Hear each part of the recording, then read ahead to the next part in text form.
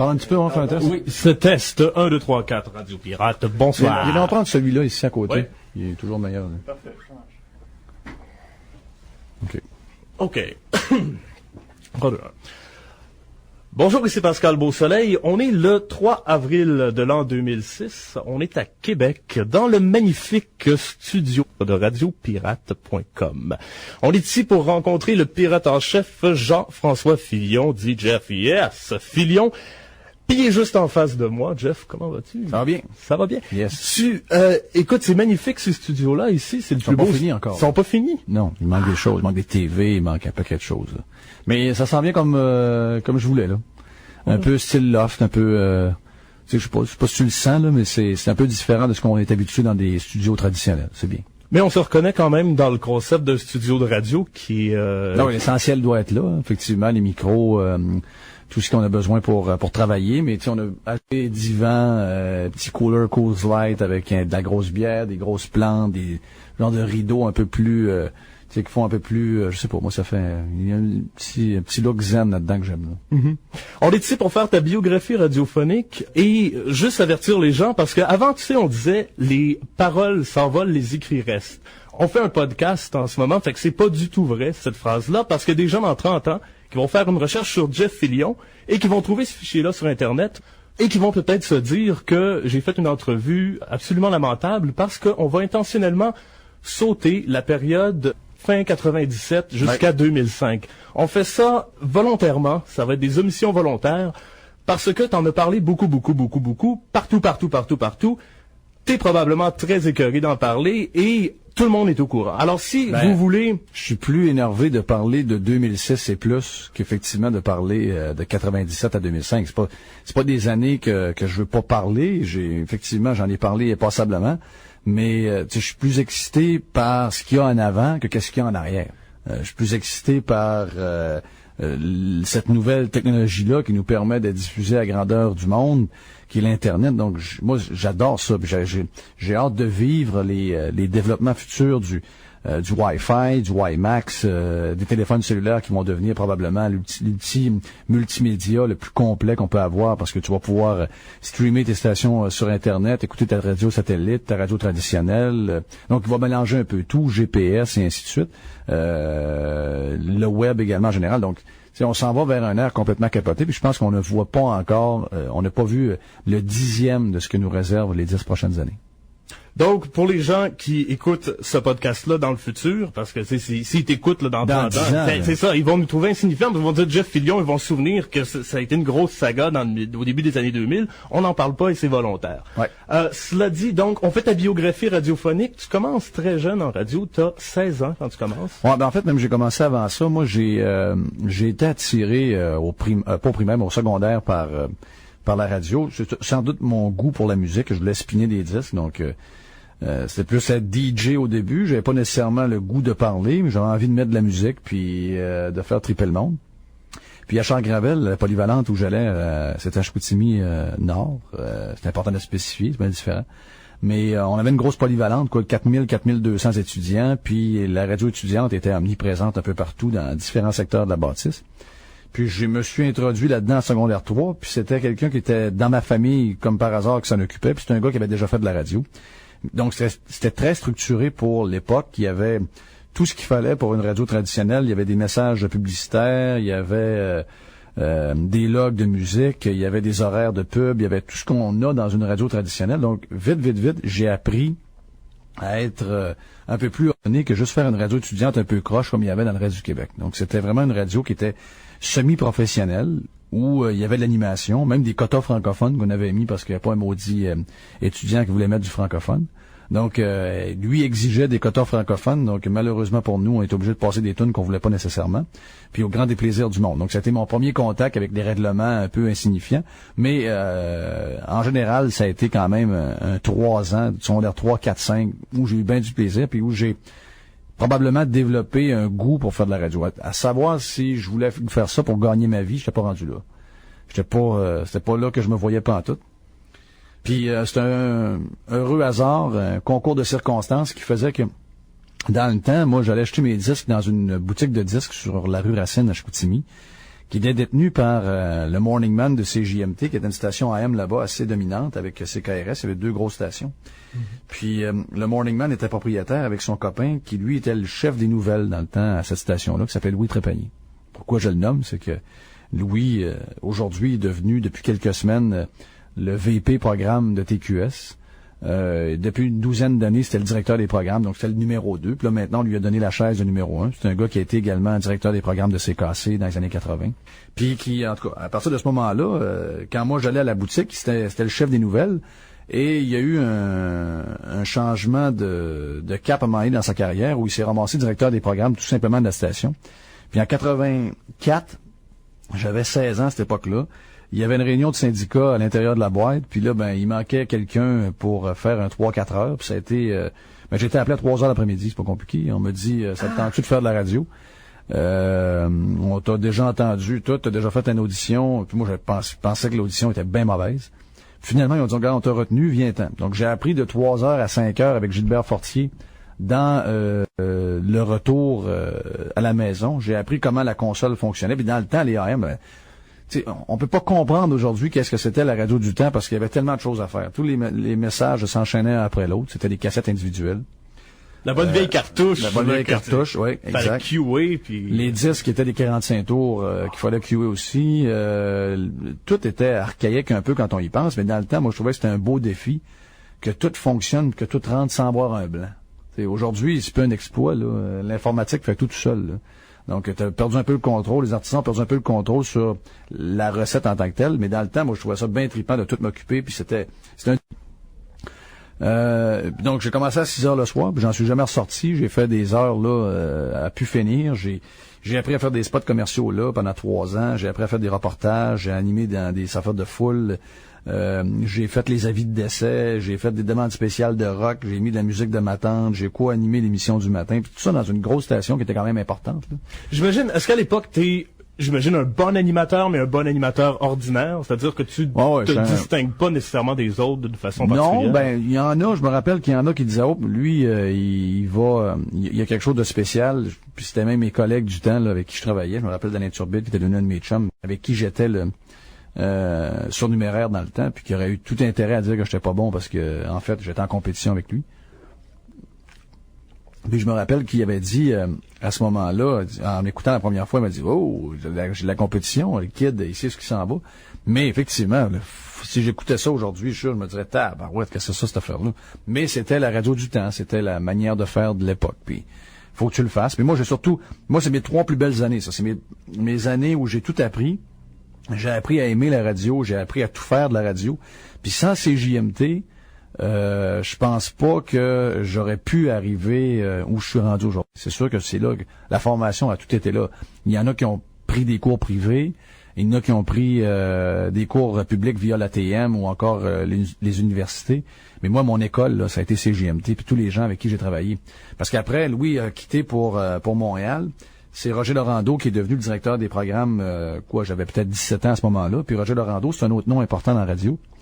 Parce que il y a plusieurs personnes qui se disent les créateurs du rock détente au Québec. Tu vas rencontrer plein de monde. Ici, à Québec, tu vas aller voir le gars du 93, là, qui s'appelle, je me rappelle plus comment. Lui, il se voit d'un créateur là, de rock détente. Là. Il y a 2 créateurs de rock détente.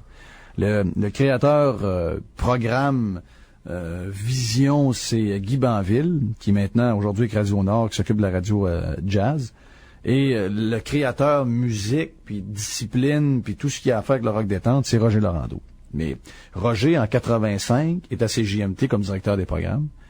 Il continue de m'appuyer, de m'épauler dans mon développement.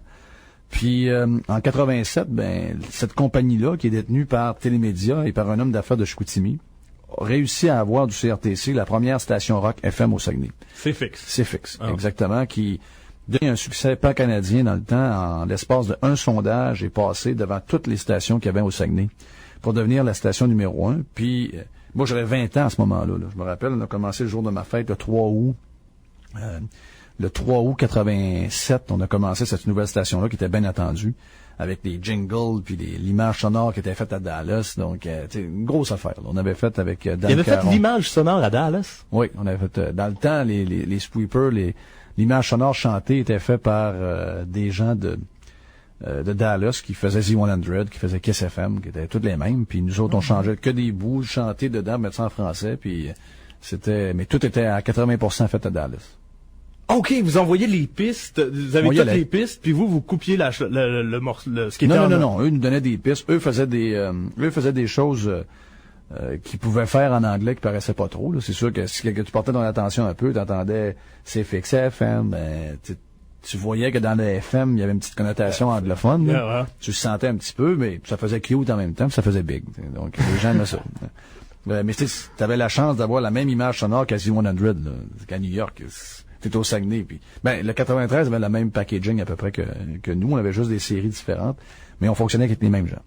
Puis, moi, tu sais, t'as 20 ans, je viens de faire 3 ans d'AM où j'ai bien aimé ça, mais là, il y a un nouveau FM, je me vois carrément là. Ça a pris 6 mois avant qu'on me dise qu'on me prenait parce qu'on voulait pas décevoir le staff à CJMT. Il y avait plein de gens qui avaient appliqué, plein de surnuméraires, même des annonceurs réguliers, donc on voulait garder les histoires pour la fin pour pas que ça démoralise les gens. Finalement, moi, j'étais le seul de CJMT qui a fait le switch au FM.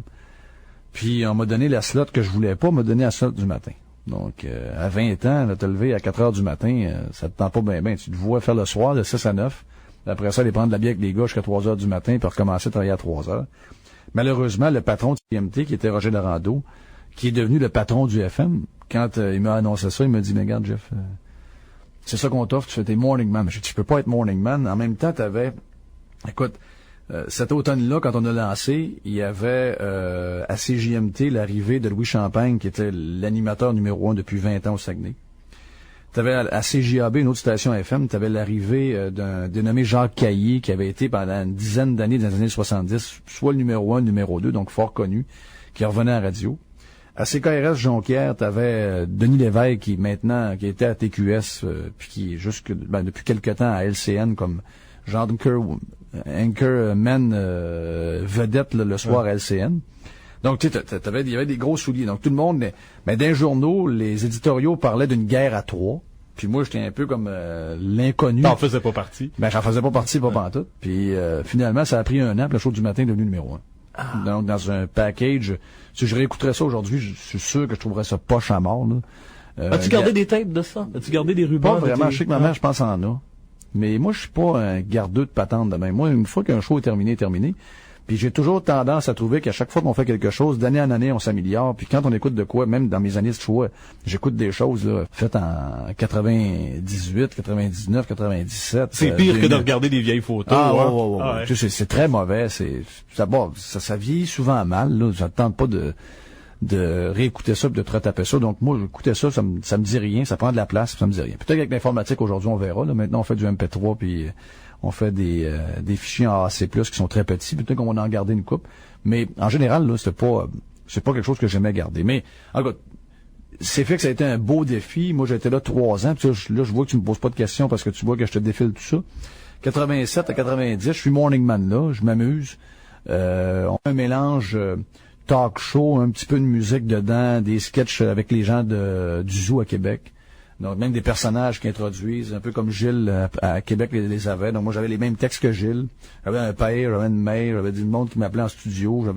Puis moi, je mettais mes... Comment t'avais les mêmes textes que Gilles? C'était les scripteurs par en fait, c'est que dans le temps du zoo, puis peut-être même vers dans le début de la jungle, quand ils ont transféré, c'est que tous les personnages étaient enregistrés d'avance. Et toutes les pauses étaient là, et toi, tu avais un texte. Puis c'était la même chose pour Gilles. Donc, nous, nos interventions étaient en direct avec les personnages, mais le personnage, lui, était tapé. Ah, puis il vous envoyait les têtes des personnages, puis toi, tu faisais la voix du straight guy. C'est ça. Moi, je faisais la voix de l'animateur. Le gars m'appelait, là, mettons, Hervé Metal m'appelait. « Hey, c'est Hervé Metal! » Là, tu l'entends, mais moi, j'ai introduit dedans mon texte, puis tout arrive taille tout le temps. Là. Donc, c'était un petit truc. Tout le monde pensait que les personnages étaient live, mais ça l'était pas. Est-ce que c'était amusant de faire ça ou ça manque un peu de chimie, d'avoir à travailler? Tu sais, c'est le fun de faire de la radio avec une interaction, mais quand tu fais de l'interaction avec un ruban, ça t'enlève... Ouais, mais ça dure des 30 secondes, là, c'est pas bien long. C'est des petits flashs 2-3 fois à l'heure de 30 secondes, donc pas assez pour te tanner. Puis les gens aiment ça. Donc, le but de l'histoire, c'est de faire de la radio que les gens aiment. Peu importe les moyens, c'est les moyens qu'on avait pour le faire. Puis ça sortait bien, tu sais, C'était bien correct. Donc, on a eu du bon temps. Puis moi, en 90, j'avais décidé que le 3 août 90, après 3 ans assez fixe, je renouvelais pas mon contrat, puis je quittais pour une année et demie sabbatique. Juste pour aller me promener, apprendre l'anglais, aller écouter de la radio, juste faire ça. Parce que j'avais travaillé depuis l'âge de 16 ans, sans arrêt, où j'avais fait pas mal d'argent pour un gars jeune. Puis je me disais, il faut que tu vives un peu, puis il faut que tu ailles chercher de l'expérience. Donc j'ai sacré mon camp en Floride, j'avais le condo de mon parrain pour l'année, j'étais descendu avec ma voiture neuve, j'avais mon de hockey, mon système de son, mais tout pour passer un an et demi de plaisir. Puis c'est ce que j'ai fait. Donc j'ai découvert la radio, me suis amusé. Donc tu deviens auditeur de la radio là-bas. Il n'y a rien de connecté professionnellement, radiophoniquement en Floride. Non. Dans ces années-là, tu t'en vas avoir du fun, explorer, faire de l'exploration de nature humaine ou peu importe. Tu veux voir autre chose que ce que tu as vu jusqu'à maintenant dans ta vie. Exact. Donc il y avait rien de... Mais non, tu sais, j'y allais pas non plus pour ça. Là. J'y allais vraiment pour la langue. J'y allais vraiment pour écouter, pour être à travers du monde qui joue au hockey, qui parle en anglais dans la chambre, puis avoir autre chose que ce qu'on entend dans les soaps, puis dans les sitcoms. Là. Le langage anglophone est très différent dans une chambre de hockey que dans un sitcom américain. Tu reviens un an et demi après. Est-ce que ça t'a beaucoup transformé, cette expérience-là, aux États-Unis, un an et demi? Ouais. Ben, tu sais, j'ai été élevé dans le discours québécois traditionnel qu'on a tous eu à l'école, là, qu'il y avait juste le Québec qui faisait des bonnes choses. Puis tout le reste, tout ce qu'il y avait d'anglophone, puis encore plus américain, c'était de la merde, puis qu'il laissait mourir les gens dans la rue, puis tout le monde était pauvre. Il y avait plein de riches, mais il y avait quelques riches, puis plein de pauvres. C'était tellement une société où c'était pas balancé que c'était terrible de vivre là, puis que tu te promenais dans la rue, puis il fallait faire attention parce qu'il y a des dangers de te faire tirer. Bon. Finalement, j'ai rien découvert de ça. J'ai tripé sur ce que j'ai vu. J'ai aimé leur manière de faire. J'ai aimé... Tu sais, moi, je m'intéresse beaucoup à l'actualité. Donc, c'est sûr que j'avais tous les journaux. J'étais abonné à Miami Herald, USA Today, Sun Sentinel. Donc, je essayais de... puis quand j'avais l'occasion, il y avait beaucoup de gens de New York. J'avais le New York Times. Donc, j'essayais de suivre un peu tout ce qui se passait en plus. J'ai été chercher beaucoup de choses, mais je me suis surtout fait ma propre opinion de ce que je voyais de la société américaine. Puis, la société... Pas la société en tant que telle, parce que je pense pas qu'il y a pas plus de gens brillants aux États-Unis qu'il y en a au Québec, puis vice-versa. Il y a pas plus de caves qu'il y en a au Québec qu'il y en a là-bas. Mais moi, je voyais, c'était une manière de voir les choses différemment. La culture était différente au niveau des affaires, au niveau de la confiance en soi, au niveau de quelle est l'implication que doit avoir le gouvernement dans nos vies de tous les jours. Donc, ces choses-là, ça m'a marqué pas mal, ça. OK. Tu reviens au Québec, donc après ça, c'est 91, 92. Tu reviens au Saguenay à CJAB. Ben là, dans les dates, là, à partir de là, on se perd un peu, là, parce que j'ai pas de repères. Je vais en avoir peut-être plus à partir de 93, 80. Il me manque des dates un peu, je me rappelle pas. Moi, je te dirais que j'ai quelques problèmes de notion de temps, là. Mais, je sais que je devais revenir parce que j'avais une blonde, c'est une niaiserie, j'avais une blonde, puis finalement, tu dois revenir parce que j'aurais pu continuer encore. J'étais peut-être prêt à faire une année de plus. J'aurais aimé apprendre le côté télévision, mais en arrière de la télévision, pas en avant. J'aurais pris un an et demi là, dans un cours spécialisé, mais ça coûtait très cher. Mais je me disais, regarde, c'est peut-être un investissement. Tu vas être complet, tu vas le côté de la radio qui est bien développé, tu as un côté télévision, donc ça t'ouvrirait les portes un peu partout. Puis je voyais la télévision comme je voyais plus de futur en TV qu'en radio. Je voyais des gens en radio qui avaient d'énormes possibilités pour compétitionner la radio, puis effectivement, ça s'est concrétisé avec le temps. Mais je suis revenu. J'ai pas d'emploi encore, sauf que je sais que je peux en avoir. Il y a des gens qui ont manifesté de l'intérêt. Donc, je vais me pointer à Télémédia à Montréal, qui était propriétaire de CFX. Je leur dis, bon, ben écoutez, je suis disponible, donc qu'est-ce que vous voulez faire? Ces gens-là voulaient que je devienne morning man de Cité Rock Détente à Montréal. Donc, j'ai fait les tests avec co-animatrice, puis circulation, puis les tonnes de François Fellman, puis tout ça, là, regarde. Et en sortant de là, j'ai fait ouf. Ça, c'était le début du Rock Détente. Déjà, le Rock Détente était performant. Il avait performé très vite. Donc, c'était depuis un an et demi, le Rock Détente fonctionnait bien, puis c'était un succès. Puis là, ben, tu sais, t'as 23 ans, t'arrives d'une année sabbatique où t'as pas nécessairement travaillé beaucoup parce que c'était pas ton but, premièrement. Mais là, tu sais, mais l'argent commence à se faire un peu plus rare. Donc, quand quelqu'un t'offre à peu près 100 000 piastres par année à 23 ans, puis là, on parle de 1992-13, c'est énormément d'argent pour un gars comme moi, là. c'est tentant. Donc, tu te dis, OK, tu te convaincs que tu vas devenir morning man de Cité Rock Détente, qui aurait été la plus grande. Tu sais, le Rock Détente n'a pas fait beaucoup d'erreurs, mais ça aurait été la plus grande erreur de Rock Détente. Parce que je suis incapable de me rire. C'est sûr que j'aurais lâché des points, puis c'était pas le but, c'était juste, il fait beau, circulation. Mais le 100 000 $ par année, Claude Barzotti, tu l'aimais un peu plus. Ouais, je me disais, c'est intéressant. Il est plus, un petit peu moins inintéressant. Fait que Sauf que je pars dans la voiture, puis là, je suis à Montréal, puis je m'en vais jusqu'à Sainte-Catherine, puis c'était une belle journée. Là, je me dis, Montréal, c'est correct, c'est pas si pire. Puis j'essaie de me convaincre. Puis là, en descendant en voiture, non, il y a quelque chose qui m'attire pas. Là, je pense que j'allume que ça n'a pas de bon sens à 23 ans d'aller faire de la radio pour des papas. Le groupe d'âge, là, c'est pas le mien, puis je suis pas là, puis non. Donc, je manifeste mes intentions à d'autres personnes qui ont d'autres stations de radio, si jamais vous avez besoin. Puis finalement, effectivement, quelques jours plus tard, le téléphone sonne. C'était les gens de Radio Énergie qui s'apprêtaient à acheter la station CJAB, qui était le concurrent, qui faisait de la radio adulte au Saguenay. Ça appartenait à Radio Saguenay, qui était propriétaire de 2 stations de télévision là-bas, Radio-Canada et TQS. Puis il allait vendre à Radio Énergie la station en FM en tant que telle, puis il allait devenir une station top 40, donc directement dans la plate-bande de CFX. CFX, avec le temps, est devenu Rock Détente, parce qu'on a eu une bagarre qui a duré 1 an et demi sur le même format. Finalement, pour des raisons d'économie, j'imagine, Télémédia a décidé de changer CFX en station Rock Détente, parce que c'était la seule station FM de tout le groupe de Télémédia qui n'était pas Rock Détente. Donc, c'était logique de le faire, mais ça a été dur pour les artisans, puis j'ai compris. Donc moi, je me ramasse finalement à CJAB après des entrevues à Montréal. Ça s'est fait très vite, là, parce que j'étais sur le point de finaliser l'entente avec Cité Rock Détente, donc je devais avoir une confirmation rapidement. Puis j'ai accepté avec Yves Guérard, qui était le patron de Radio Mutuelle à l'époque, j'ai accepté de devenir directeur des programmes, de changer le son de cette station-là.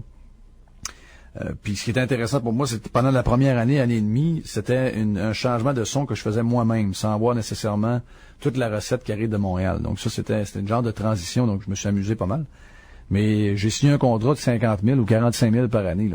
C'était la moitié. On remarque bien que j'étais au Saguenay, ça coûte moins cher d'y vivre. Mais tu sais, j'ai pas fait pour l'argent. J'ai fait vraiment parce que j'avais le goût avant d'animer, j'avais plus le goût de programmer, parce que assez fixe dans le temps, j'étais pas juste animateur. J'avais géré tout l'aspect musique. Parce qu'au début, on avait un gars de musique qui était là, puis c'était plus ou moins bien. C'est pas nécessairement ça. Donc, j'avais pris la relève au niveau de la musique. J'avais engagé un de mes chums qui travaillait ailleurs. Puis on avait vraiment développé CFX comme... c'était vraiment une belle recette. C'était un beau format, c'était tight. Rien n'était laissé au hasard au niveau de la musique. Donc ça, j'avais développé ce côté-là. Musique, programme, c'était là-dedans que je voulais m'en aller. Puis pour moi, à mes yeux, une fois que j'ai refusé le Rock Détente, j'avais dit, Rock Détente, oublie ça. Ça arrivera pas. Ça arrivera pas, puis ça arrivera même plus que je vais animer. J'ai tourné la page à ça, je vais plus me lever à 4 heures du matin, l'animation, ça me dit rien. J'aime pas le côté... c'est ce que j'ai trouvé dur dans les 3 années à CFX, ce que j'ai trouvé bien dur. D'être obligé de toujours répondre aux gens sur tout. Tu sais, j'étais peut-être pas prêt, là. Aujourd'hui, c'est moins pire, mais dans ce temps-là, j'étais pas prêt d'arriver d'une game de hockey avec des boys, d'aller manger des chicken wings dans un pub, puis d'avoir 2-3 personnes qui viennent s'asseoir à ma table que je connais pas, puis me jaser de ce que j'ai jasé dans la semaine. Ça, j'étais pas prêt à ça. Je trouvais que c'était une invasion à la vie privée. Là. Je me disais, pourtant, Christine, quand c'est le vendredi soir à 5 heures, les gens devraient comprendre que j'ai pas du goût de parler de ça. J'étais avec des chums, un plombier, l'autre est serveur, l'autre travaille dans une pièce d'auto. Tu sais, j'ai le goût de jaser de la vie, sauf de la radio. Puis c'était un peu ça. Donc, le côté reconnu, vedettariat, tu sais, ta face dans le journal, t'as des pubs de fait avec ta face, j'haïssais ça à mort. Je voulais pas rien faire de ça. Donc, c'est ça. J'étais à CJAB, 2 ans et demi, presque 3 ans. Donc, ça nous met en 94-95.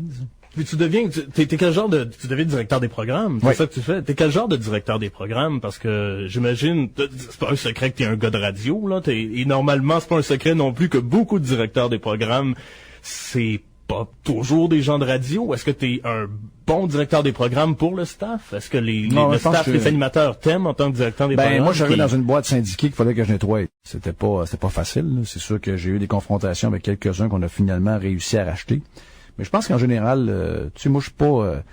c'est sûr que plus jeune, j'étais plus disciplinaire que je l'étais plus vieux. Je pense que j'étais plus mou à choix que je pouvais l'être à CJAB. Tu sais, tu veux faire ta place. Tu as 23 ans, 24 ans, tu veux que les gens te respectent.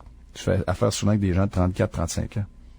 Donc, il faut que tu imposes une certaine discipline qu'ils ont peut-être pas eu avant. Donc, moi, je pense l'avoir bien fait. Faudrait peut-être poser plus la question à ceux qui ont vécu ces années-là. Mais moi, je pense que j'étais un meilleur. J'ai toujours trouvé que j'étais un bon gars de produit. J'ai toujours trouvé que j'étais un animateur de radio correct. Encore aujourd'hui, je me considérais comme correct, moyen. Là, pas le plus grand talent, sauf que au niveau programme, au niveau vision radio, je pense que ça c'est plus mon bag.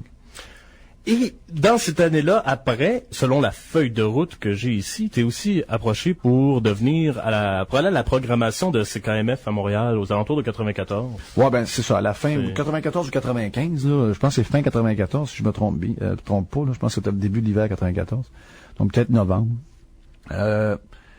Ouais, là c'est ça, mais là j'ai une blonde en fait. Je voyage beaucoup. On me dit qu'au Saguenay, le poste, vu que la station roule maintenant, est rendu numéro 1. C'est plus une job de directeur des programmes, ce que j'appelle un directeur de succursale. Tu n'as plus besoin d'être très dominant en programme pour être ça. Là. Donc, puis, probablement que j'étais rendu à 60 ou 65 000 de salaire, donc ils devaient trouver que je coûtais trop cher, puis qu'ils peuvent mettre une popoune là à 30 000 qui connaît rien en radio, puis avoir exécuté exactement ce que les gens de Montréal lui disent de faire. C'était le travail de pion qu'on t'a fait. À la fin, ouais. Ben, à la fin, c'est devenu ça. T'étais la partie du milieu entre les vrais boss puis les employés, où est-ce que eux passaient. Moi, j'en avais rien à foutre. Là, donc, j'ai rendu au bout du rouleau, j'avais appris ce que j'avais à apprendre, surtout à la fin quand la directrice générale a été congédiée, donc j'ai fourré mon nez dans les ventes, dans l'administration. J'ai appris beaucoup avec les gens. J'ai travaillé avec un dénommé André Gagnon qui était chez Réseau Mutuel, avec qui je me suis bien entendu. Puis tu sais, j'aime m'entourer de ces gens-là qui sont des personnalités fortes, puis que malgré leurs défauts ou que des gens leur reprochent dans l'industrie, ils ont quand même s'ils sont rendus aussi haut, ils ont des qualités. Moi, je vais chercher des qualités, puis je les emmagasine dans ma tête, puis je suis comme une éponge, puis j'utilise la meilleure d'eux, puis je l'exploite par après. J'exploite ces qualités-là. Puis ce qu'on a fait après, c'est que on m'a offert un poste à Montréal, où à Montréal, il n'y avait plus de directeur des programmes. Luc Tremblay était là avant, il est toujours là aujourd'hui, mais il y avait un break, à un moment donné, on l'a mis responsable des ventes, puis on a dit on n'a plus besoin de directeur des programmes. Ce qu'on va faire, on va faire 3 directeurs délégués qui vont s'occuper de chaque tranche de la programmation. Donc moi, on me donnait la tranche soir, toutes les heures réseau, toutes ces affaires-là. Puis, écoute, je suis arrivé à CKMF, où j'allais de temps en temps parce qu'on était en train de développer un système informatique pour mettre en onde, puis Chicoutimi était la station qui était la station, je te dirais, pilote. Donc moi, j'avais à monter 2-3 jours par semaine pour aider les différents systèmes qu'on était en train de faire rouler. Donc je voyais un peu l'ambiance à CKMF, un peu plus vedette que je suis habitué. Puis moi, je suis pas tellement... Le vedettariat, ça m'intéresse pas. Là. Les grosses têtes enflées, ça m'intéresse pas. Puis là, on m'offre ça. Là, j'arrive là, j'ai un souper de bienvenue. Puis finalement, la même journée, j'ai dit bonsoir. Non, ça m'intéresse pas, pantoute. J'ai fait venir André Gagnon. Rendu à ton souper de bienvenue pour travailler à la programmation de CKMF, puis c'est après le souper de bienvenue que tu as dit manger. J'étais un peu déchiré parce qu'il y avait Robert Baudry, avec qui je m'entendais bien, qui était l'autre directeur. Robert est rendu maintenant un des grands patrons de Musique Plus. C'est le frère de Michel là, qu'on voit à TV. Puis Robert, c'est un maudit bon Jack. Je me suis bien entendu. C'était plus aller travailler avec qui m'intéressait, mais le reste m'intéressait pas. Quand je me suis... Ça m'est venu, là, regarde, dans ma tête, là, c'est arrivé en l'espace d'une seconde. Je suis en train de manger, puis j'entends toutes les affaires que je veux pas entendre. Je vois comment tout est superficiel, comment tout est... C'est étrange. Je suis pas dans mon monde, je suis pas dans la bonne place, ça marche pas. Je crois pas en ce qu'ils font, j'aime pas ce qu'ils font, ils se trouvent bons, ils trouvent son sacoche, c'est beau, bon. Je dis André Gagnon, qui est là, le gars en question, qui est un des patrons de Radio Énergie. Je dis André, je m'en vais pisser, puis j'aimerais ça que tu viennes. Il faut que je te parle. Donc, je lui ai annoncé en pissant. Ouais.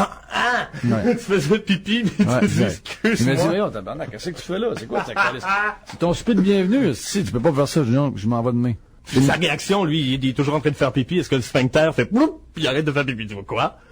Ouais, c'est ça, ben regarde. Il en revient pas, là. Mais moi, je suis un petit peu comme ça, je m'attache à rien. T'sais. Ouais, mais tu peux pas laisser ça, un contrat. Oui, je peux laisser ça. Donc, le lendemain, je saute dans l'avion, je vais retrouver ma blonde en Floride, puis je décide de prendre un 6 à 8 mois complètement off le but était, j'ai pris ces 6 à 8 mois-là pour apprendre l'informatique.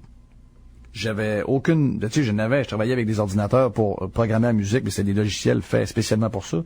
Mais là, tu sais, je voulais tomber dans Windows, qui était l'arrivée d'Internet, parce que quand on parle ça, je parle de 94, 95, là, on parle du début d'Internet. Donc, la première chose que je fais, j'arrive en Floride, je me branche sur Internet. Ça, c'était toute une découverte.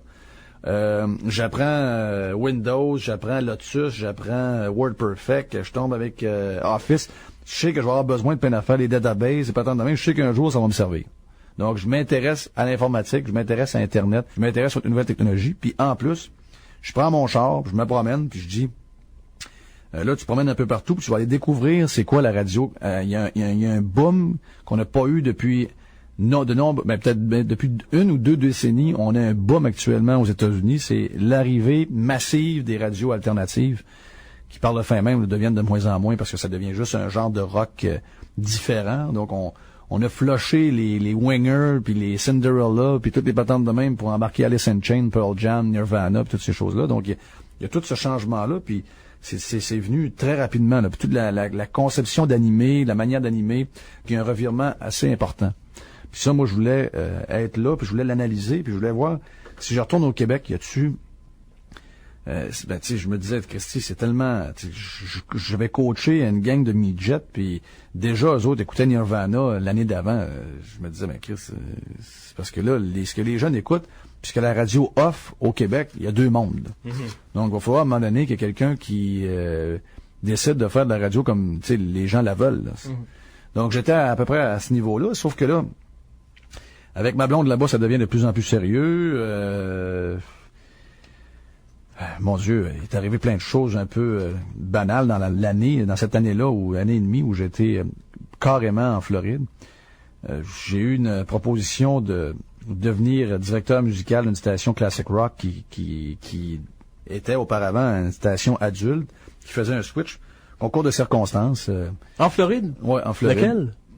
Qui était Big 106, qui est toujours Big 106, ouais. Mais qui à l'époque qui appartenait à Clear Channel jusqu'à... dans ce temps-là, ça appartenait à une petite compagnie qui était c'était une station unique qui a été achetée par les propriétaires de Y100, qui était une petite compagnie à ce moment-là.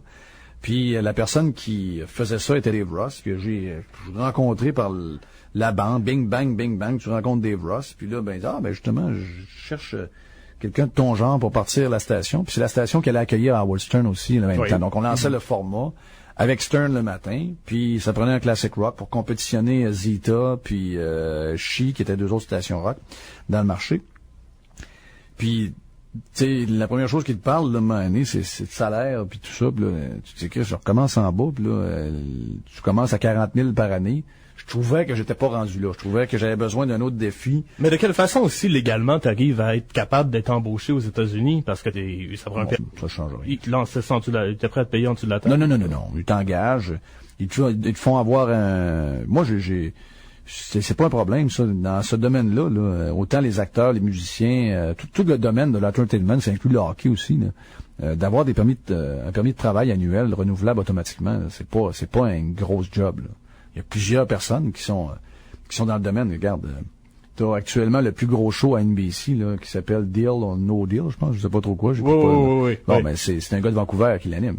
C'est Howie Mandel, c'est un Canadien. Il est pas américain, il est juste à chaque année. C'est-à-dire, selon la loi, je sais pas la loi à l'époque, aujourd'hui, je sais qu'il faut que t'aies beaucoup de bagages, mais t'avais le bagage, remarque, à l'époque, faut que t'aies, dans un certain domaine, beaucoup d'expérience dans ton pays étranger pour que le gouvernement dise, ça, c'est un individu, le gouvernement américain dise, ça, c'est un individu. Ouais, mais ça, c'est plus pour la green card, là. Tu sais, la green card est plus, puis encore là, il y a beaucoup d'ouverture, tu sais. C'est bien, si la compagnie le veut vraiment, là, il y a rien là. Ils vont dire que c'est lui que je veux, voici pour telle raison. Puis tu vas passer par le bon avocat qui a des bons contacts. Mais je sais pas. Regarde, ma blonde qui est devenue, je me suis même marié avec elle. Elle est une Canadienne, c'est une CA-CGA. Les CA-CGA aux États-Unis de avoir à tonne, là. Puis elle l'a eu, ses papiers. Il suffit d'aller voir les bonnes personnes, d'être avec la bonne compagnie, puis ces gens-là, quand c'est pour du talent et des cerveaux, là, ils trouvent tous les moyens. C'est sûr que si t'arrives là, avec, je sais pas, mais qu'absolument rien, t'as pas d'expertise de travail, tu sais pas ce que tu t'en vas, t'as pas de chance de l'avoir. Et est-ce que tu fais d'autres trucs de programmation? On me parlait des canaux de câbles aussi que tu aurais fait là-bas. Les canaux musicaux, ce qu'on retrouve là dans aux postes très avancés du câble, comme sur Rogers, des trucs comme ça. On m'a dit que t'as même, de retour au Canada, on m'a dit que t'as même programmé des galaxies pour Radio-Canada, des cours musicales pour... Ouais, ça c'est une histoire, ça a mal viré, ça. Ça a mal viré. Je me suis rencontré avec eux autres pour faire les stations francophones. C'est moi qui fais les stations francophones. Puis... je suis avec les gens de Radio-Canada parce que Galaxy, c'est Radio-Canada. Donc, on décide de partir. Les gens fonctionnent d'une manière. On fonctionne avec Selector, qui est le logiciel de programmation. On réussit à s'entendre. Puis, finalement, je sais pas, là, regarde, moi, j'ai tout monté mes stations. Mes cartes étaient montées. C'était pas monté comme ils le voulaient. Moi, je le faisais comme... Moi, j'ai une tête de cochon. Donc, je les voyais travailler à leur manière.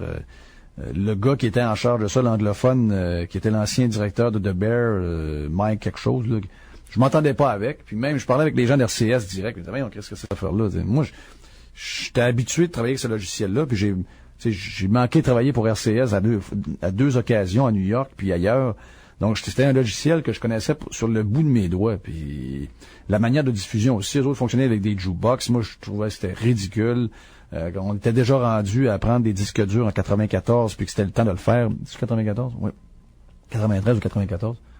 Mais encore là, les années, c'est toujours dur. Hein, mais moi, j'étais rendu là. J'étais rendu à planifier les stations par disque dur. Eux autres étaient encore avec des jukebox à mettre des CD dedans, là, que ça graphine, que ça marche pas, ça fait des... c'est une maudite niaiserie, là. Donc, on s'est pogné sa philosophie. J'ai livré mes 4 stations, puis malheureusement, une fois que les stations ont été livrées, ils ont parti avec les stations, puis ils les ont opérées, puis là, ils m'ont envoyé un chèque en me disant, mais regarde ton contrat, parce que ce qui était payant, c'était pas de fonder les stations, ce qui était payant, c'était de les entretenir pendant les 4-5 prochaines années. C'était ça qui était le bon du contrat. Donc, c'était, tout, quand la grosse job est faite, là, entretenir, regarde la preuve, moi, j'ai fait 15 stations sur Radio Pirate, là. Le gros de la job, ça a été 6 mois intenses cet été. Mais là, par après, je le fais une fois par semaine, puis ça les mettre à jour, ça me prend 5-6 heures pour toutes les stations avec l'informatique aujourd'hui. Donc, ce qui était payant, c'était vraiment ça. Puis, je voulais mettre mon nez dans d'autres stations anglophones que je trouvais non performantes, puis tout ça. Et finalement, on a bien vu que les gens de Radio-Canada puis moi, on pourra jamais s'entendre. Donc, ça a fini avec une entente à l'amiable. Ils ont quand même payé un bon montant. Ils ont payé le montant que j'avais demandé. Donc, j'imagine qu'ils reconnaissaient que j'avais livré un bon produit, mais ça me faisait chier un peu de voir que mes stations roulaient. Puis que pour le montant que j'ai donné, là, que j'ai eu, c'est pour du monde, ils m'ont dit c'est un gros montant. Moi, je trouve pas que c'était un gros montant pour ce que j'avais mis, comme pour les 4 stations. Là. Je trouvais que c'était quand même un deal. Mais tu me demandais, tu veux pas te chicaner, puis tu gardes. Donne-moi ça, puis c'est beau, merci, bonsoir, bonne chance, on se reparle. Et pas longtemps après, de quelle façon, parce que c'est la période qui a vraiment marqué j'imagine, c'est la plus grande aventure de ta vie. Tu arrives tranquillement, c'est Choix FM qui arrive après ça tranquillement. Tu reviens au Canada. Ouais, ben en fait au début moi j'étais toujours basé en Floride, je m'étais bâti puis tout, puis j'étais marié, j'avais une blonde, puis ma vie était là-bas là. Sauf que à un certain moment donné, Patrice Demers, qui est propriétaire actuel de Genex, je le contacte par personne interposée. Je dis écoute, je sais que vous avez peut-être intérêt, Télémédia, à avoir une station AM en Floride pour retransmettre CKC. On pourrait peut-être aller rencontrer le propriétaire de station puis essayer de faire quelque chose, un mélange de AM, entre autres local le matin, puis local en fin de journée, puis le reste avec les émissions de CKC. Tu connaissais déjà Patrice Demers de où? Ben moi je connaissais de CFX dans le temps parce qu'il était directeur administratif dans le temps. En 87, il était déjà là, il arrivait. Puis moi j'étais déjà au Saguenay. J'ai pas revu depuis 88 ou 89, j'ai pas revu ce gars-là, entre 89 et 95 ou 94, j'ai pas revu. Là. OK, donc dans vos premiers contacts, ce gars-là est pas un ami, c'est une connaissance qui est dans les bureaux de CFX. Puis vous n'avez pas de relation. C'est un boss de Télémédia, un boss administratif. Il vient voir la comptable. Comme par hasard, la comptable en question, c'était ma blonde du temps, là, dans 87. Donc, elle, je la connais, puis j'y reparle à un moment donné, puis elle me dit « Hey, après ça, pouvoir te jaser, appelle-le don. » Donc, je l'appelle. Il descend en Floride, on regarde les opportunités, on est allé voir, on est allé négocier des stations AM, une station entre autres qui est intéressante, mais là on arrivait dans, tu sais, notre timing était tellement off, on était 6 mois avant, on aurait payé ce AM là qui était délabré des peanuts. Sauf que vu que le FCC américain avait donné la possibilité aux grandes compagnies de devenir de méga compagnies, toutes les licences sont devenues inatteignables. Je Je me rappelle que le matin qu'on a rencontré les gens qui étaient propriétaires de WSHI, qui est une station rock, qui avait un AM. Nous avions monté ça à 5 millions. La station FM était rendue à 21 millions. Finalement, ils l'ont vendu 50 millions, tout ça en l'espace de quelques mois. Les chiffres, c'était complètement débile. Mais les grandes compagnies, comme tu as nommé tantôt, Clear Channel, dans le temps, il y avait Paxson Communication, que Clear Channel a acheté. T'avais Infinity, tous les gros joueurs étaient prêts à sortir le gros cash pour avoir le plus de licences possible. Donc, notre timing était off, là. C'était plus rentable de faire une station de radio pour si peu de monde. On parle à peu près une centaine de mille personnes dans un grand marché. Ça aurait pas été rentable. C'est avec un prix de 5 millions, là, c'était un peu fou. Mais en tout cas, Patrice et moi, on s'est mis en contact. On s'est reparlé par après. Je me rappelle qu'il m'avait appelé le matin même de la fermeture des stations AM au Québec, là où on a eu la naissance de Radio Média. Fusion Télémédia. Yes, que lui avait annoncé avec quelques autres. Il était sur le board. Il m'avait annoncé 1 heure avant de me raconter ça. Moi, je trouvais ça bien dommage. J'avais bien des stations là-dedans que c'est jamais bon les artisans, là, c'est jamais plaisant. Mais il fallait peut-être que ça se fasse, effectivement. Puis on se rappelle à un moment donné, on redescend en Floride jouer au golf, puis on regardait un peu qu'est-ce que ça me tente de faire, puis ça me tente de travailler un peu pour Télémédia, faire des choses comme ça. Il dit, parce qu'on a une station à Québec qu'on vient d'acheter, parce que ce matin-là, il y avait l'achat de CHRC qui était là-dedans, puis CHRC venait avec Choix. Sauf que Choix, ils sont fourrés avec, là. Ils peuvent pas l'opérer. Ils peuvent pas faire ce qu'ils veulent parce qu'ils n'ont pas le droit d'avoir 2 stations FM en même temps. Puis il faut qu'ils le vendent, mais ils n'ont pas d'acheteurs parce qu'elle vaut pas grand-chose. Les codes d'écoute sont pas mauvaises, sont pas bonnes. C'est une station rock tout croche. Je dois une tonne de Yes, une tonne de Scorpions, une tonne de Nirvana, un Billy Joel. C'était mélangé, là, ça se peut pas. Mais il y a eu un certain impact, mais pas assez grand au niveau financier pour justifier une course de la part de différentes compagnies pour acheter Choix. Donc moi, je m'en viens ici. Puis je commence à faire Choix en tant que contractant, ou sous-traitant, ou conseiller, besoin comme tu veux.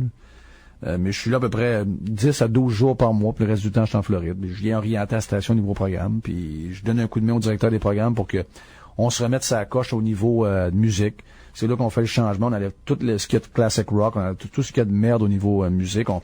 On rapetisse le catalogue au possible. On demande un nouveau slogan. On part ça tranquillement. Mais on était loin encore là, du lancement de 95-96. On est à peu près à 1 an de ça. Mais il y a un syndicat dans la boîte. Il y a du monde, des has-been un peu à travers ça. Là. Si je veux amener ma station comme moi je vois K-Rock Los Angeles ou telle station de radio, si c'est ça dans ma tête, là, j'ai tout un job à faire avant d'arriver là.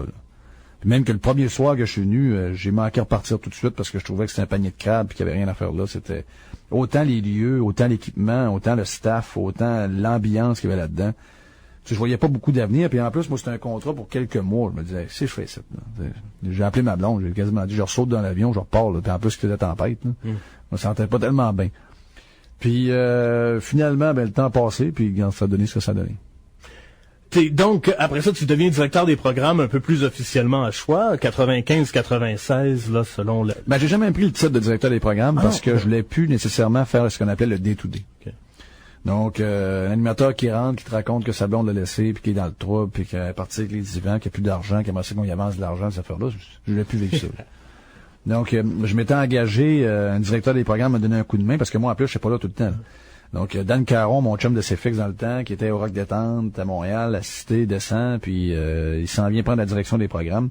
Parce que Dan, c'est un gars ordonné, c'est un gars discipliné, c'est un gars de radio, c'est un pro, puis avec lui, tu sais, j'étais en voiture. C'est sûr que c'est pas le gars qui voyait la radio nécessairement comme je le voyais, parce que lui, il venait d'un milieu plus traditionnel, mais ça prenait cette base-là pour partir.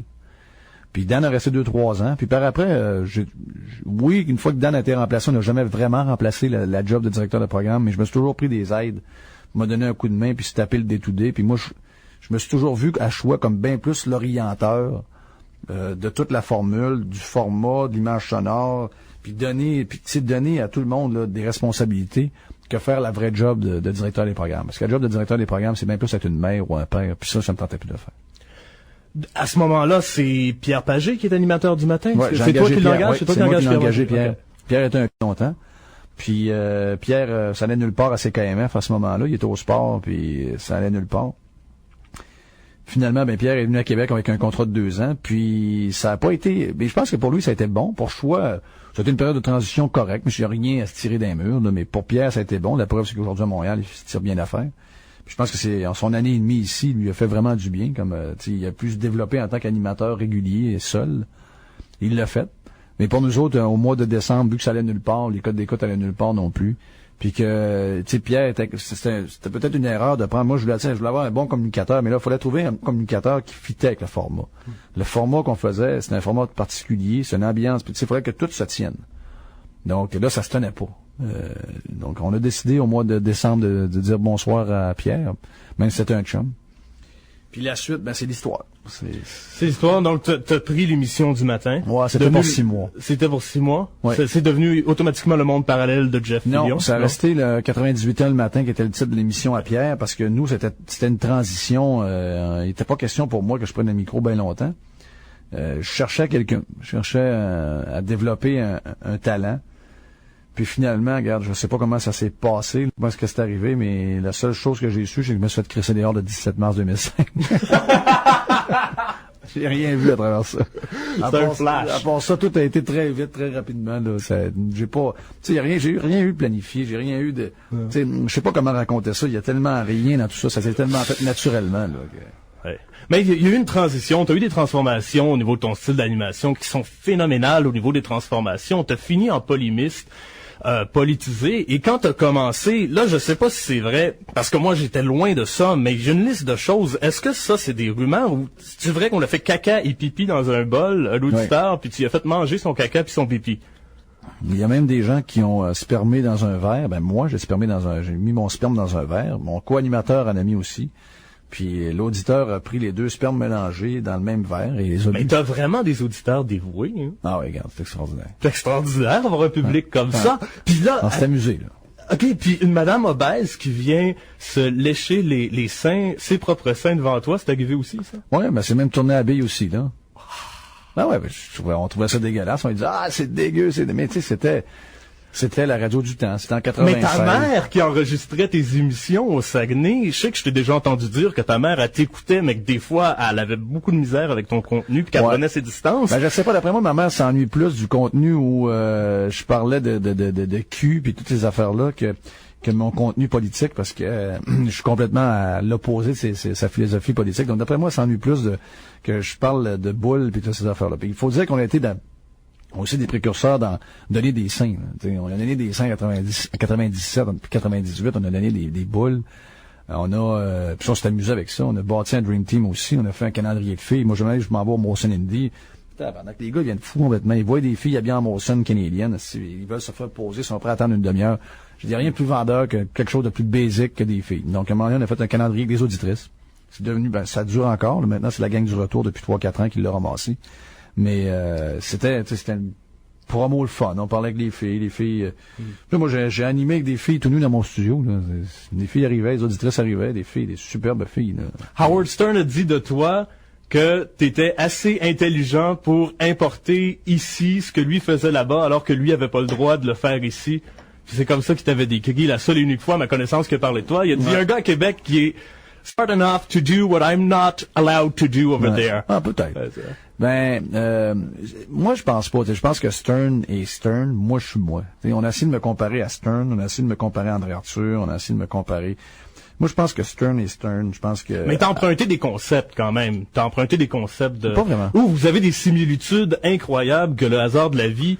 Je sais que, j'ai ça dans ma liste aussi, que tu racontais que tu t'épilais le poil alentour de ton anus en ondes, ou que tu t'épilais le poil plus bien, ou que tu te rasais, ou whatever, ce que c'est, j'écoutais pas, là. Je sais pas si Stern Stern le faisait aussi, les seins Stern le faisait aussi. Alors, Stern n'a pas jamais fait ses seins. Ah non? Je pensais que, non. Son show tourne alentour des seins depuis 20 ans. Fait que je suis sûr qu'il est arrivé là à un moment donné, je pense. Ça, c'est l'histoire de n'importe quel homme, là. Leur vie tourne alentour des seins. Ça, c'est pas nouveau, là.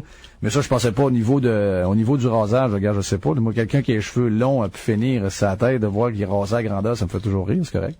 C'est un drôle de quasiment, là, ils ont plus de même, mais avant, dans le temps, Dans le temps qu'on faisait ces choses-là en 96, il y avait quasiment un cheveu aux fesses. C'est contradiction. Son équilibre capillaire était en effet très débalancé. Ouais, effectivement. Mais non, moi je pense qu'on a vraiment fait. Tu sais, il y a rien dans ce que j'ai fait qui était planifié. J'ai jamais fait de réunion. Donc ça arrivait, l'idée partait, puis bonsoir. S'il y a un rapprochement, mais ce que Stern a déjà fait, je suis pas au courant.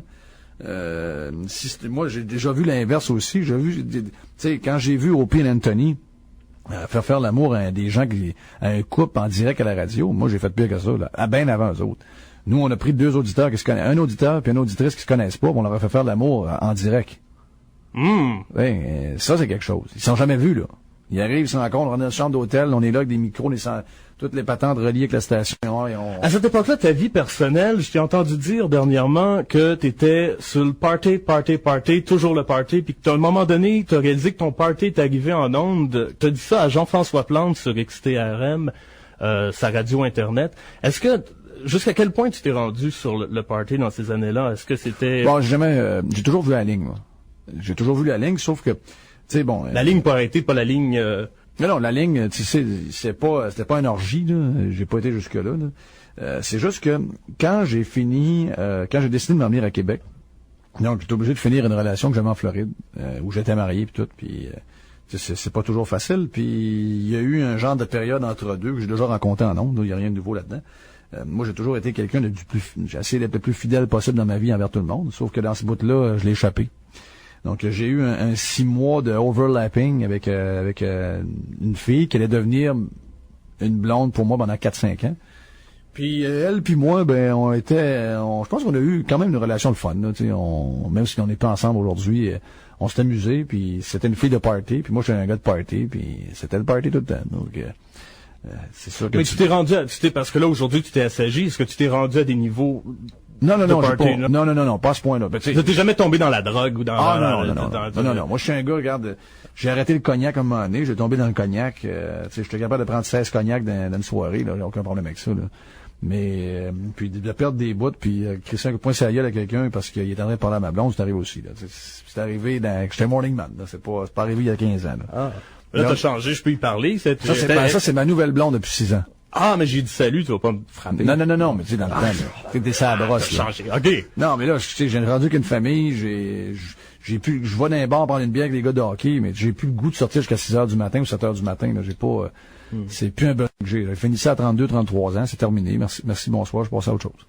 Rapidement, à un moment donné, t'arrives avec dans ton émission avec André Arthur. J'aimerais juste qu'on parle un peu de ta relation avec André Arthur parce que c'est assez spécial. Moi, j'ai entendu des rubans où est-ce qu'il y a une madame qui appelait André Arthur à un moment donné dans son émission fin 90 puis dire André Arthur chialait contre les fonctionnaires. Elle disait que les fonctionnaires c'était tous des incompétents. Puis la madame a dit c'est pas vrai, Monsieur Arthur. Il y a des gens au gouvernement qui sont très très compétents puis des incompétents. Il y en a dans tous les domaines, y compris en radio. Puis elle a dit, donnez-moi donc des noms. Puis elle a dit Jeff Choix FM et André Arthur de faire, madame, on s'obstinera pas, on est d'accord. Et André te trouvait con et insignifiant. Ouais, effectivement. Et à un moment donné, il a changé sa perception, j'imagine, parce qu'il y a un plus grand respect pour toi aujourd'hui. Mais est-ce que... Ça, je peux pas le dire, là. Je sais pas. Je connais pas assez André pour savoir si cette perception-là qu'il avait de moi... il l'a toujours eu, puis que finalement un jour il s'est dit bon, mais regarde, je peux pas faire autrement que d'arriver à la conclusion que Jeff attire une certaine partie de la population, puis lui est à la recherche d'une job, puis on a donné un coup de main avec. C'est à ce moment-là que vous rencontrez pour la première fois. Ouais, mais on s'est rencontrés quand il a perdu sa job au 93 pour la première fois. Pour la première fois? Ouais. Ah oui. Vous connaissez pas avant, jamais parlé? Non, mais j'ai intervenu une fois en 93. Il m'a appelé pour parler de golf. Ça avait été mémorable. Je pense que c'est là que d'ailleurs que le patron du 93 a décidé c'était l'époque qu'Arthur était terminé au 93. Mais tu sais, je sais pas. Tu sais, André, c'est bien difficile de savoir qu'est-ce qu'il pense vraiment. Je sais pas, là, je peux pas te dire si pour André, je suis quelqu'un... Tu sais, il y a peut-être raison, effectivement. J'ai jamais dit que j'étais quelqu'un de grand talent. André est un grand communicateur. Je me mets pas dans le même groupe que lui. Là. Je le ferai jamais, c'est pas mon cas. Moi, je pense toujours que si j'ai réussi à attirer de l'auditoire, c'est parce que les gens ont vu un gars simple, un gars qui arrive avec des idées, une vision, Puis oui, je dois avoir un certain talent de communicateur, mais c'est un mélange de plein de choses. C'est juste que les gens me sentaient peut-être plus proche qu'ils l'étaient peut-être avec d'autres animateurs avec qui, même s'ils écoutaient et ils les trouvaient très bons, ils n'ont jamais pu approcher. Puis je parle pas d'approcher, là, de voir dans la rue, là, mais il y a une connexion qui se fait entre la personne en ondes puis celle qui écoute. Puis moi, les gens qui m'écoutent puis qui m'ont écouté longtemps ont toujours eu le feeling, puis ça ils me le disent tout le temps, qu'ils sont comme mes chums. Mais même je les ai rencontrés, je les ai jamais rencontrés. Puis c'est vrai, c'est une relation un peu particulière. C'est pas le cas de tous les animateurs à succès, d'avoir une proximité comme ça avec leur auditoire, même si elle est très grande, leur auditoire. Donc, comment l'expliquer? Moi, je dis souvent que c'est de l'intangible. Je suis pas capable de dire pourquoi. Je suis pas capable de... Personnalité radiophonique. Ouais, c'est ça. Je suis un gars, je suis un cas. J'étais un cas, mais qu'André Arthur dise de mais moi... y a-tu vraiment un animateur de radio qui a eu beaucoup de succès qui est pas un cas? Quand tu regardes l'histoire, là, sincèrement. C'est des fous, là. Non, mais c'est tous des gens particuliers. T'es derrière un micro. Faut que tu sois quelque chose. Merci. Non. Prends-le comme un compliment. Non, il faut que tu sois quelque chose de complètement exceptionnel. Faut pas que, tu sais, les personnalités, faut qu'elles soient fortes, ta personnalité, faut qu'elle soit marginale, différente. Ouais, t'as pas le choix, sinon c'est la radio, t'as juste le son pour attraper les gens. Et sinon, tu survis pas parce que le paquet de commentaires négatifs que t'as sur toi, quand tu t'es un succès, si 30% des gens t'aiment, t'es un énorme succès. Dans 70%, il y a peut-être 40% que tu laisses indifférent, puis tu as un autre 30% qu'ils trouvent que t'es absolument pourri, t'es un estime insignifiant, t'es un cave, Donc, quand t'entends ça, t'es pas prêt à l'entendre, parce que ça, c'est un des problèmes du monde dans ce milieu-là, ils sont pas prêts à entendre qu'il y a des gens qui les aiment pas. Les autres, ils voudraient que tout le monde les aime, ce qui est impossible.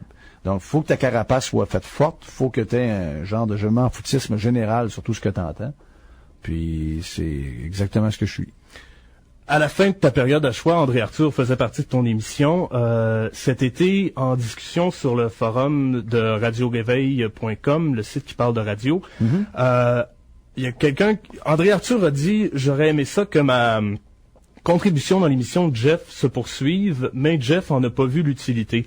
Et il y a Ghislain Morancy, qui est sur le site aussi, qui est un forumeur et qui est un des administrateurs de ce site, qui a dit, André, qu'est-ce que vous voulez dire exactement? Et André a dit, Patrice Demers a pris la décision de me retirer pour, selon lui, amadouer le CRTC. Mais le vrai boss à l'époque à Choix, c'était Jeff Fillion. Et il y a des gens à l'interne de Choix dans l'entourage qui me l'ont confirmé que si Jeff Fillion avait voulu continuer le segment avec moi, ça serait pas arrêté. C'était vrai, sa position sur ma force dans l'entreprise était vraie avant le 13 juillet. Puis ça, je pense que c'est arrivé, je dis pas de lui. C'était vrai à partir des audiences du CRTC. Ou un peu avant, je m'exprime mal. Avant le CRTC, une fois qu'ils sont arrivés à Québec, je pense que c'était en février. Là, cette décision-là, je me rappelle, je suis parti avec... où j'étais? Tabarouette. J'étais en Floride, j'étais en vacances avec la famille. Je suis branché sur Internet. Patrice m'envoie la décision qui arrive from nowhere. Parce qu'il y a à ce moment-là énormément de pression pour que cette demi-heure-là finisse. Bon, est-ce qu'on était rendu au bout de la longévité de cette demi-heure-là? Il faut dire qu'André, de son côté, nous laissait pas de moins en place. Était de plus en plus, surtout depuis l'histoire de Gilet, où il avait été très bon, où il avait fait une bonne job. Sauf que cette demi-heure-là était rendue sa demi-heure de radio, puis il était de plus en plus difficile pour nous d'intervenir puis de faire des choses. Puis, mais en général, c'est pas moi là qui voulais que cette demi-heure-là finisse, même malgré ces points-là. Je pense que ça aurait pu être réglé à un lunch, mais à l'intérieur du groupe, on avait engagé des gens là pour s'occuper du show du matin. Moi, j'étais plus en contrôle tellement du show du matin. On avait engagé du monde. Il y avait Dominique Moret qui était là. Dominique était l'ardent défenseur, puis il crainquait Patrice depuis plusieurs mois. La demi-heure finisse. Moi, écoute, la demi-heure, là, comme je te dis, il y avait des choses à régler, mais j'étais plus en pouvoir de faire quoi que ce soit. Je n'en avais plus de pouvoir. J'avais du pouvoir au niveau produit, si j'avais une chose à faire, mais au niveau du show du matin, le pouvoir, tu sais, faut pas oublier là, que je suis en train de sauver ma peau. Il y a des rumeurs à l'intérieur de la boîte que je suis le bord de perdre ma job, qu'il y a des demandes de la part de telle ou telle personne qui travaille avec Patrice Demers. Il y a des rumeurs que le CRTC met énormément de pression pour que Demers liquide André Arthur de Choix et liquide en même temps Jeff Fillion. Ou pas longtemps après, mais qu'un allait se faire avec l'autre. Mais moi, tu sais, moi, je chantais le début de la fin. Pour moi, c'était, même si on parle de plusieurs mois avant le mois de mars, là, c'était le début de la fin. Patrice Demers, dans son livre à lui, ça allait arriver à un certain moment donné. Il ne restait que la date à mettre. La première étape qu'il a faite, puis dans son cas, c'était un changement radical de position sur la demi-heure, parce que lui était le plus grand défenseur de cette demi-heure-là. Puis ça s'est passé en peu de temps. Puis je dois dire que ça m'a... mon premier réflexe que j'ai eu, puis j'avais dit à Madelon, j'ai dit tabernacle, mais que ce soit mon tour, là, je ne verrais pas arriver non plus. C'est ça, moi, que j'avais retenu. Je suis pas tellement occupé... à ce moment-là, je m'occupais plus tellement de la carrière des autres. Je m'occupais de la mienne. Là. J'avais un enfant qui s'en venait, un qui était déjà là, ma blonde en avait un autre. Dans ce temps-là, tu vois ça, t'as un certain... Tu deviens un peu égoïste. Là. C'est un peu ce que j'ai fait. Donc, j'ai dit, parfait.